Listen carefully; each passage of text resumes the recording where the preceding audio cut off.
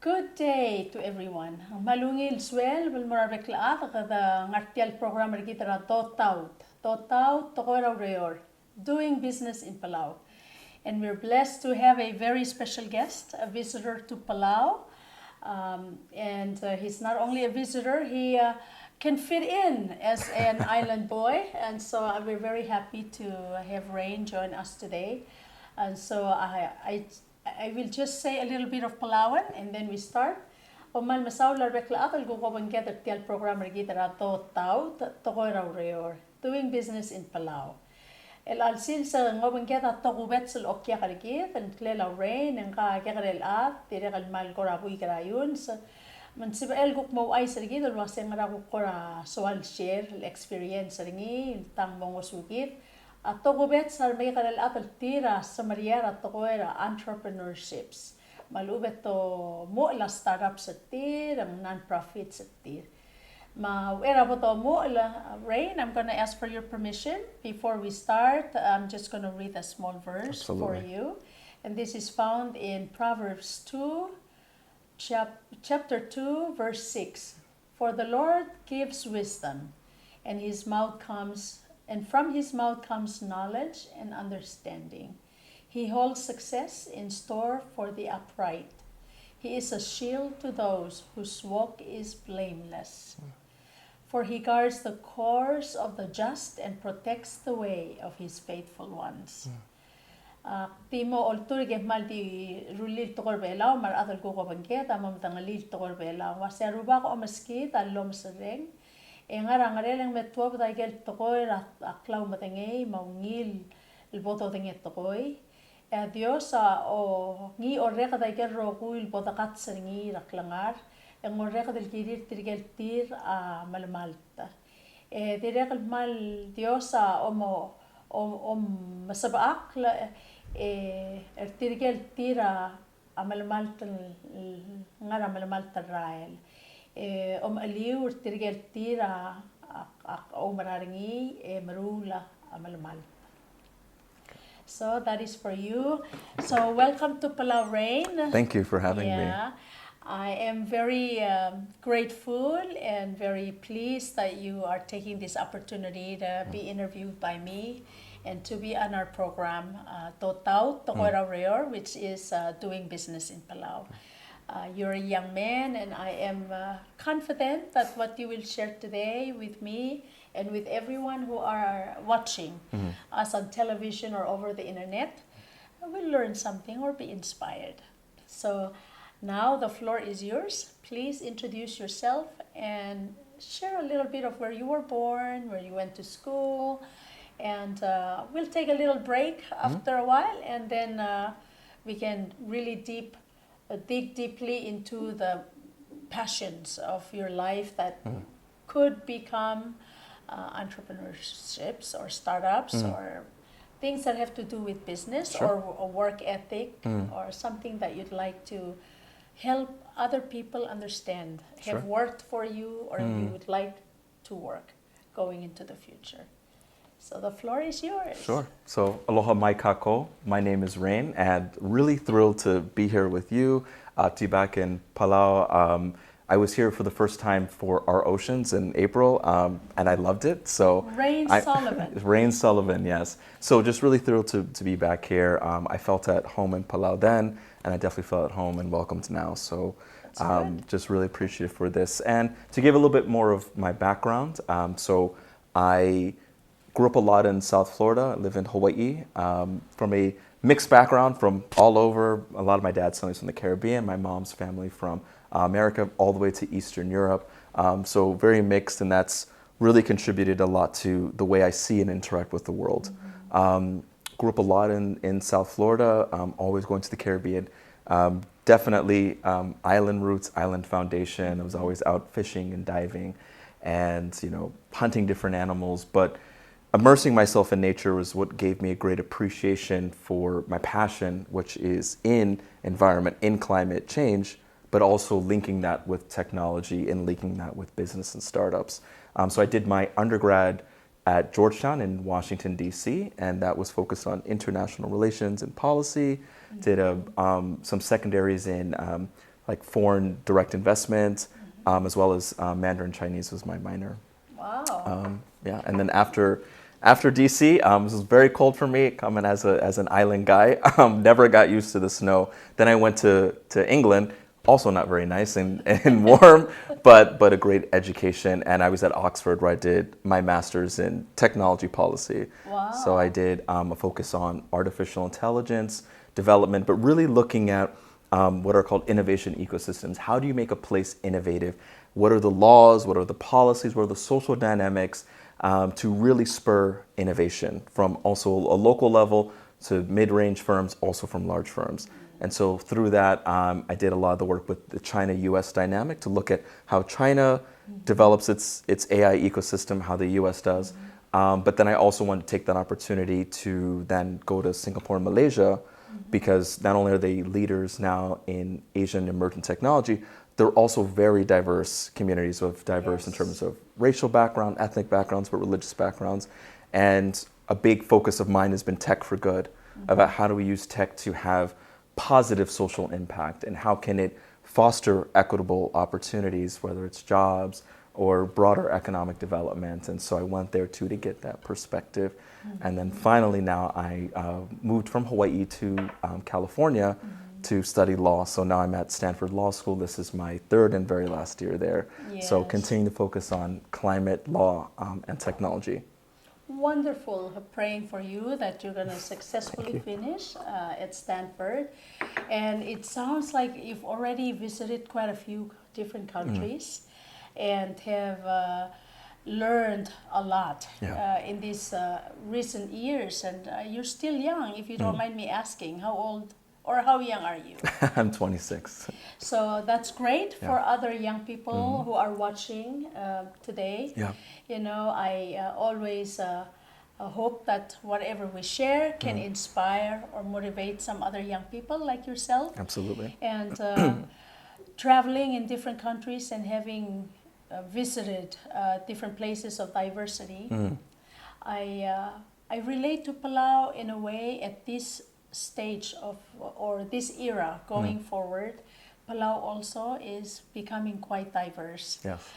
In terms, we have our unique Palauan culture, but also many young people are a lot like you. They come from different backgrounds, their parents, and you know they're born with these multi-ethnicities.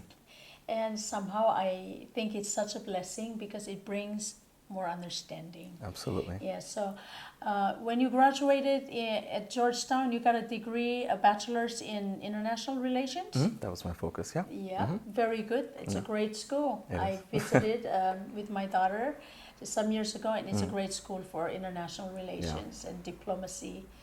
And then you got your master's in Oxford, I did. and the degree was in? So I was in the China department, but my focus was on technology policy. Technology policy, very good. And now you're finishing law school, and you're also deeply involved with all this climate change, you know, youth negotiators around the world. Yes. You're one of them. Recently, you were just at the big COP27. I was, yeah. Can you share a little bit of what you shared over there, or what kind of? No, absolutely. And just to give context too, so COP stands for Conference of Parties. So it's the world's largest sort of convening of all different types of stakeholders, from government to business to civil society, all convening to talk about climate change, but also to help advance new agreements for reduction of emissions and to try to keep the global goal of 1.5 degrees Celsius as the warming ceiling. And that's something that we're very fortunate to have been championed by islands. So the reason that we talk about this is because of many different efforts and engagements from island communities at COP and outside of COP to make sure that these communities that are at the front lines are also making sure they're at the front lines of solutions, which is something I'm passionate about. So it was actually really exciting for me this time. This is my second time at COP because I got to go join the delegation of Palau. So that was really exciting to be able to talk and help out on some of the various issues. Some of the topics that I focused on were sort of climate innovation in oceans. It's an area of big passion of mine. A lot of the work I do, particularly in youth engagement or entrepreneurship, is deeply focused on climate, deeply focused on oceans. So it was great to be able to be there and get that perspective, because last year I went to COP in Glasgow in Scotland, and that was in a different context because in the lead up to that, there's something called pre-COP, which is a pre-convening meeting, usually of ministers, that will sort of set the stage, talk about the different objects of discussion that will then be debated, negotiated at the main COP. During the main conference. So last year was at Italy, and as part of that, I was actually selected by the United Nations to be one of 2 representatives for the United States, to be a youth delegate for the United States. That's so a big deal. A youth Thank delegate you. for the United States of America. Yes, thank you. And of course, you know, Palau, we have a compact of free association Yes. with the United States of America, and we have always treasured that relationship and treaty. We use the US dollar, and yes, you're absolutely right, Rayne. Climate change is real. Even at my age, and a lot of elderly people in Palau are starting to realize it is real, and it is affecting especially us islands who are near the equator. And so we are at the center of this discussion. And I like also what you added, that you're part of the team that is sort of thinking about solutions. Yeah. So that's where entrepreneurship programs come Absolutely. about. So that's wonderful.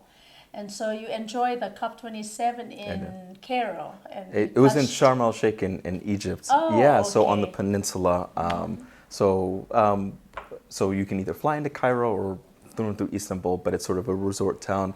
Beautiful ocean, very much like Palau. I think I'm partial to Palau's waters though, because they remind me of home. But the waters there are really beautiful, and the coral reefs. So many different species that you get to see here in Palau as well. So, in any case, all the ocean nations around the world, here in Palau, we are like to call ourselves people of the sea. yes. Because our ocean space is much larger than the land. Yes. And so I'm very pleased that you want to help the ocean economies and find solutions, technology to help out, because without our ocean, we call it in Palau our nest of life. It's luke laklangar, we say. You probably heard that term when you came for the Our Ocean conference earlier this year in April. Luke laklangar, it's like we believe that from the ocean, then we on land can actually have a livelihood because we have the ocean around us. And it's for food security, and it's also beautiful and therapeutic, and it's recreation, it's everything for us. And the ocean means a lot to people in Palau. And so I'm thinking fast forward into the future. I am pretty sure if we had, the wonderful sharing by young people like yourselves, we will eventually find some sort of solutions, technology to not only saving our ocean environment, but to be able to have livelihoods from it that are safe, environmentally friendly, safe, and continues to conserve and keep the pristine paradise that we would like to carry forward. I know you've lived in Hawaii also many years, so are there any experiences that you've seen happen in the islands that perhaps you can share that will also help us to be more careful here in Palau as we move forward with regards to our environment and keeping our oceans, our lands pristine and safe, and we conserve, but at the same time we can maybe form some livelihoods for young people to want to stay here? Yeah, absolutely. I think one of the greatest challenges, unfortunately, for many islands is this feeling of the need that if you need great jobs and opportunities, you have to leave. And that's something that, I've seen all of my life with, being, having traveled throughout the Caribbean. You see that in Hawaii, you see that in many island contexts. And so some of the work that I've been able to do in Hawaii and with some of my friends has been focused on how do you diversify the economy to make sure that you can create real job opportunities that are sustainable, that are equitable, that are environmentally friendly, but are also culturally grounded. and locally sourced, something that we're very, very passionate about. So one of the organizations I worked with and I love and great friends is Purple Mai'a. And so they're sort of a community-based technology nonprofit. And all of what they do is grounded in Hawaiian values. So they teach everyone from keiki, from young keiki to kids, all the way to adults in different aspects of technology, making sure that each and every step of the way there's a grounding in culture to make sure that the understanding is central, that technology is there to enhance but not replace culture. I think oftentimes people think that there's this challenge, there's this tension between we have to progress and embrace modernity and technological advancement, but sacrifice culture, that we can't be, proud and living our culture and then being cutting edge in technology at the same time. And it scares a lot of people. It scares a lot of people, and I think it's something it's a real fear, but it doesn't have to be. And there's so many different examples of that, and I think Hawaii has been a pretty strong testament of showing that. So thinking about some of the aspects, so Hawaii was the first state to be able to talk about embracing the climate crisis. So they did that in a Senate resolution. Hawaii is the most ambitious state in terms of getting renewable energy, getting emissions, banning single-use plastics, banning also sunscreens that are harmful to our coral reefs, talking about this importance of the ocean, as a large ocean state. The largest marine monument in the entire world, the protected area, is Papahanaumokuakea, which is the Northwest Hawaiian Islands. But this understanding that the ocean is that provider. In the Hawaiian origin chant, the Kumalipo, it even talks about life originating from the ocean, the darkness of the ocean, the pole. And so that connection from ridge to reef is something that's central in a lot of people's lives. I think we're all fortunate to live in beautiful islands, and so we need to have a more active role in stewardship for the environment, but making sure that we can connect that with our businesses as well. So there are great opportunities that there's not the sacrifice of developing business and sacrificing environment. So some of the projects that we've done that are locally focused, one that I was involved with was a community health application, because many islands, like Hawaii and like Palau, 90+% of all the food is imported. Correct. A lot of the food imported is, tastes great, but it's really bad for you. It's got a lot of preservatives. A lot of preservative. It's these calorie-dense food of high sugars, high fats, and so what happens is then we have really bad health effects on the population. Non-communicable diseases Exactly. is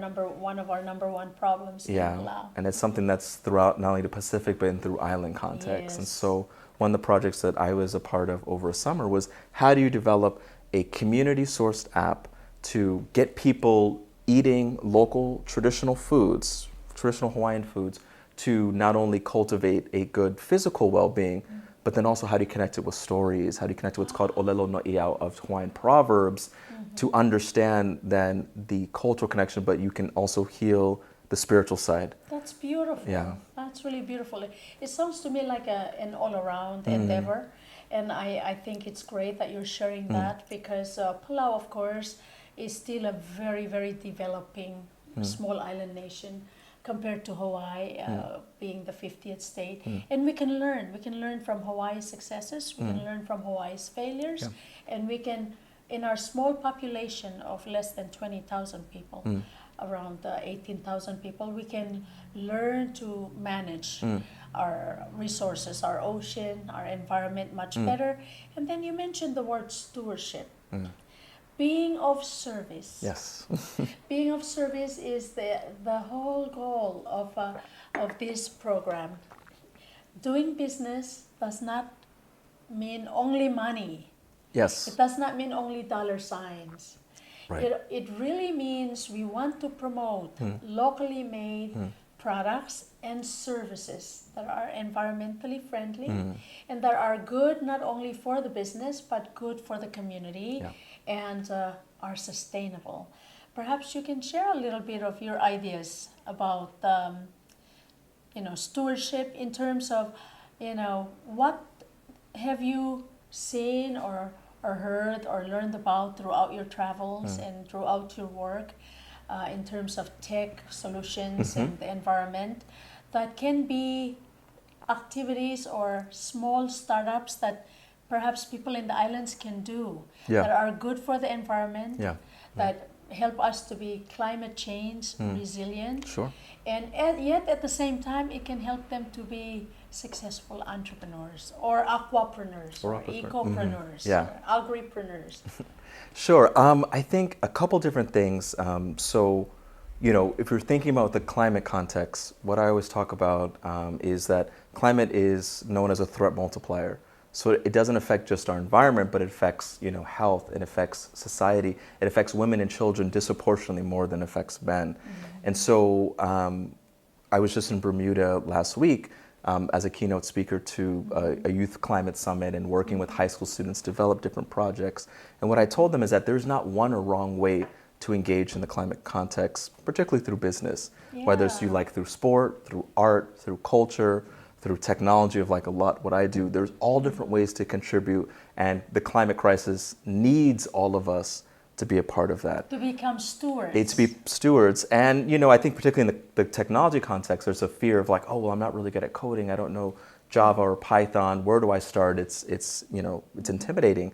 And, I want to tell the people watching, especially the young people watching, there's so many opportunities that are not only free, but are super accessible. One that we had used at Purple was called Glide. It's a no-code app. And you can literally, and that's what we built our community health-based app. How do you spell that? Glide. And it's free up to a certain point, and then you want to pay a subscription. But there are many different no-code apps like that literally just use Google Sheets. Yeah. And we were able to put all the information in there and develop a prototype within, I think it was 2 weeks or so, free. And then if you want to expand it, then you can pay a small fee. So there are things like that you can do where, really excites me about technology because it's so accessible. But also within this particular islands, we need that technology to be locally driven, to make sure that, not only the solutions, but the whole development process, the data is locally owned and sourced, something I'm very passionate about. I always say that why can't we have, the sort of tech giants also be islanders, right? There's no reason that it shouldn't be. My mom also always raised me to not live in a world of impossibility. Yes. And so thinking big and thinking that doesn't have to be, can do, or like, I don't like fishing, or I don't like agriculture, so, what is there for me to do? There's so many opportunities. There's video games. A lot of young people like video games that incorporate environmental aspects. It's one of the tools that my friends at Pro might have used, Minecraft, to teach Hawaiian cultural values of land management to kids that maybe are not as interested in having auntie talk to them about the olden days. They're not as interested, but being able to plan development gives them that sense and gives them that interaction with technology. Say, hey, maybe I can take this and build a business or do a project for my community, because like you said, it doesn't always have to be about money. I was always raised to be in service of community, not in service of self. And making sure that, profit could also mean profit of, how the community health is benefiting and how our natural ecosystems are also benefiting. But really trying to encourage, you all, especially the young people, to think big. I worked at Google X, which is one of Google's sort of most exciting companies. It's known as the Moonshot Factory, because the idea is that we're trying to build the biggest, most exciting, but hardest technology for impact across the world.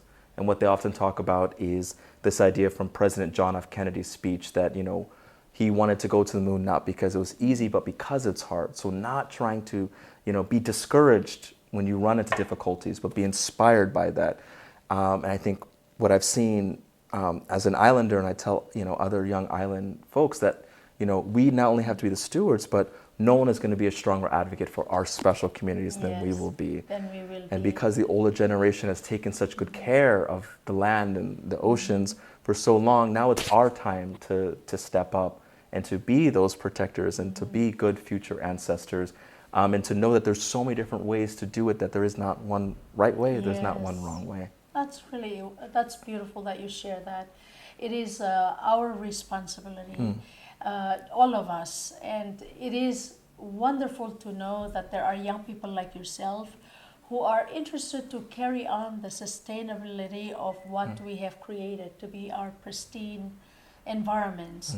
Now, we have enough challenges already with the acts of God, with like coral bleaching, climate change.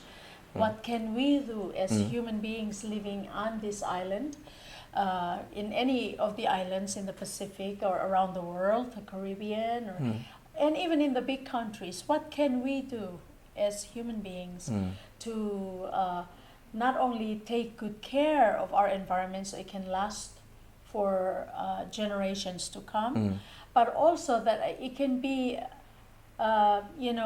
provide opportunities for creativity and innovation. So being stewards, being entrepreneurs, you can see a lot of opportunities. Yeah.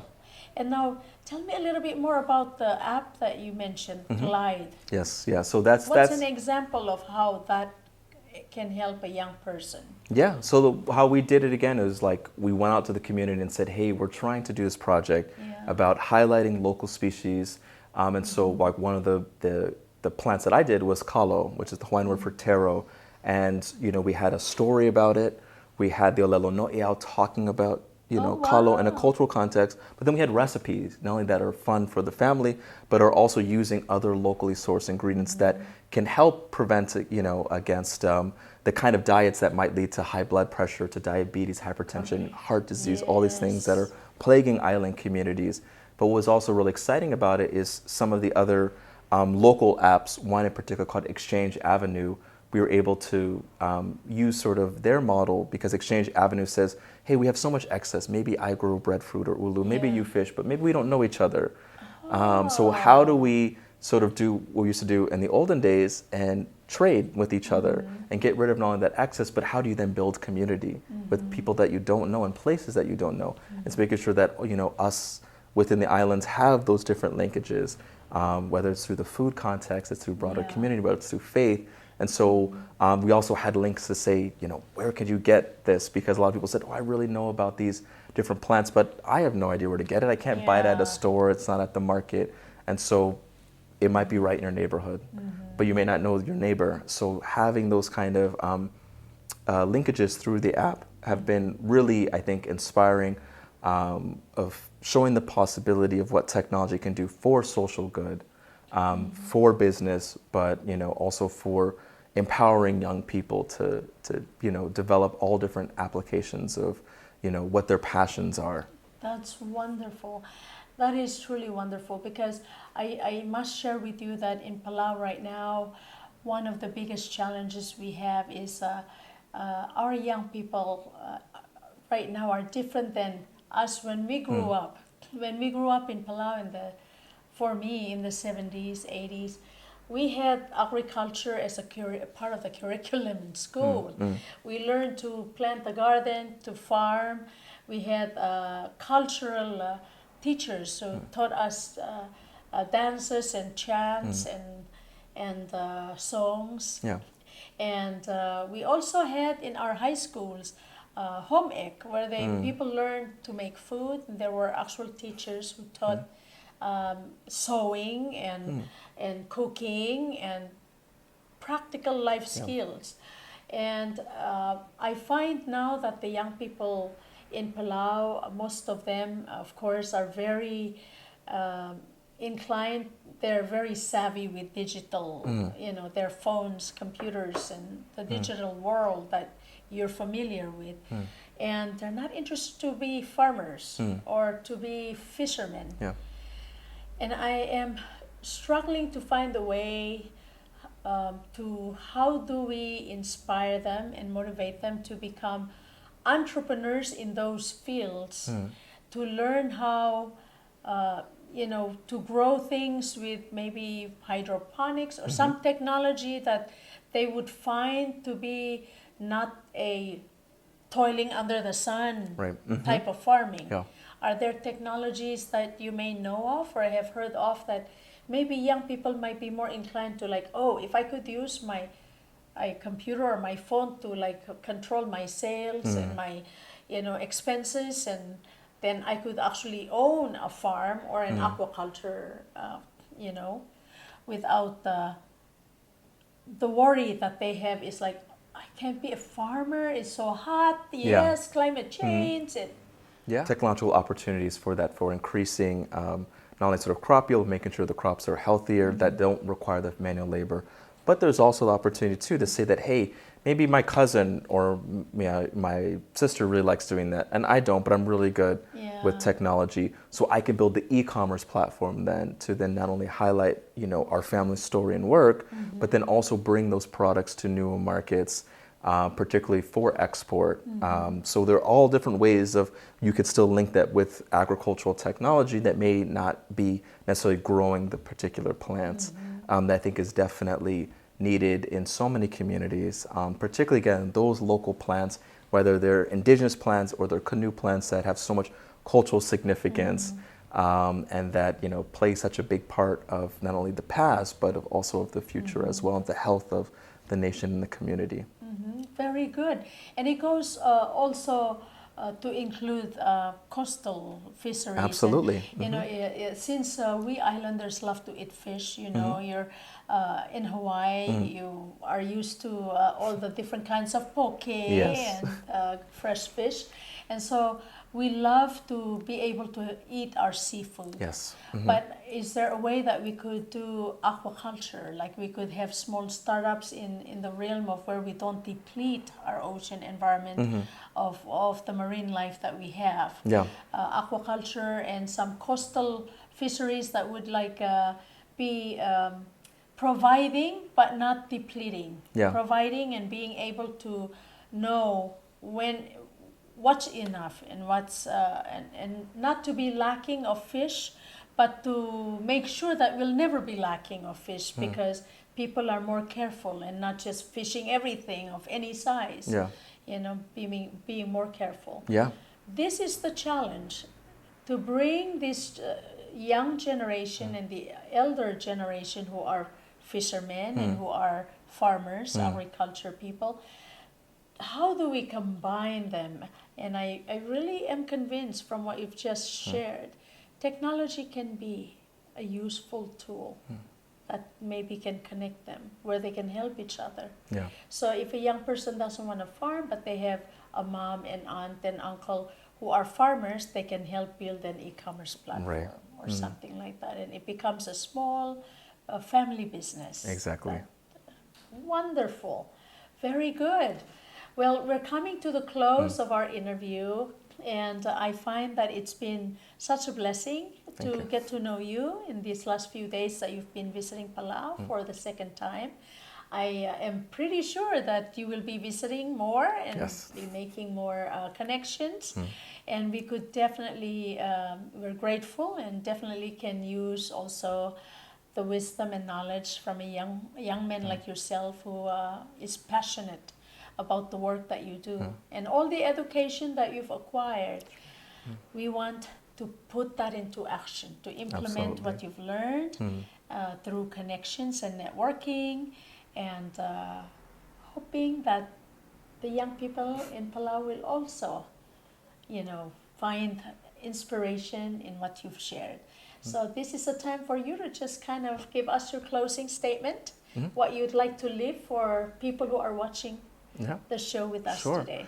No, I think particularly what I want to leave for the young people is, what I've seen dealing with climate and some of the greatest challenges that are facing our planet is the areas and the communities I find the most inspiration from. The reason I stay motivated is because of youth.